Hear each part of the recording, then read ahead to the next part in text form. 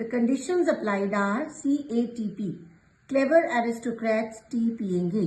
These are the conditions. C is for the catalyst, that is vanadium pentoxide. Vanadium pentoxide हम क्यों use करते हैं? इसके भी 3 रीजंस हैं. CSP. Clever students prefer vanadium pentoxide. What is this for now?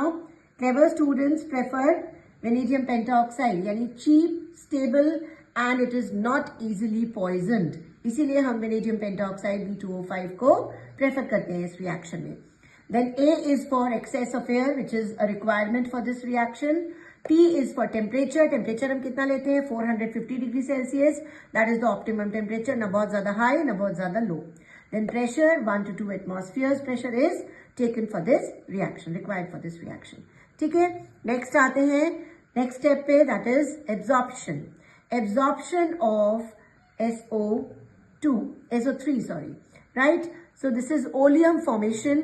Oleum क्या है आपका? Pyrosulfuric acid H2S2O7. अब इसका क्या रिएक्शन है? SO3 जो हमारे सेकेंड रिएक्शन में बनी है उसको कंसंट्रेटेड सल्फ्यूरिक एसिड, हमने कंसंट्रेटेड सल्फ्यूरिक एसिड ही बनाना है, लेकिन इसको हम डायरेक्ट नहीं बनाते. इसका डायरेक्ट वाटर से रिएक्शन करके H2SO4 बनेगा. But we do not use direct water, we do not dissolve directly in water because of 2 reasons. अगर हम ये डायरेक्टली बनाते हैं तो मिस्ट क्रिएट होता है और मोर लॉस होता है इसका. So adding water is misty and mysterious, right? So this is misty and more loss occurs because of this. इसीलिए हम क्या करते हैं? इसको concentrated sulfuric के साथ रिएक्ट करके पहले हम ओलियम बनाते हैं, which is H2S2O7, that is pyrosulfuric acid. Last step, dilution. H2S2O7 का desired quantity के वाटर के साथ में, सॉफ्ट वाटर के साथ में हम H2SO4 बनाते हैं. This is the last step of this.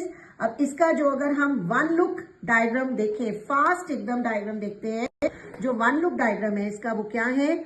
S will give you SO2, will give you oleum, sorry SO3, then this will give you oleum, that is H2S2O7, and this will give you H2SO4 on dilution with water. So this is the whole contact process in one flow chart with the conditions applied. अभी मैं आपको एक छोटा सा और flow diagram बना के दिखाऊंगी, फ्लो चार्ट बना के दिखाऊंगी, जिसमें कंप्लीट आप पूरा प्रोसेस टिप्स पे ला सकते हो. Thank you and have a nice day children.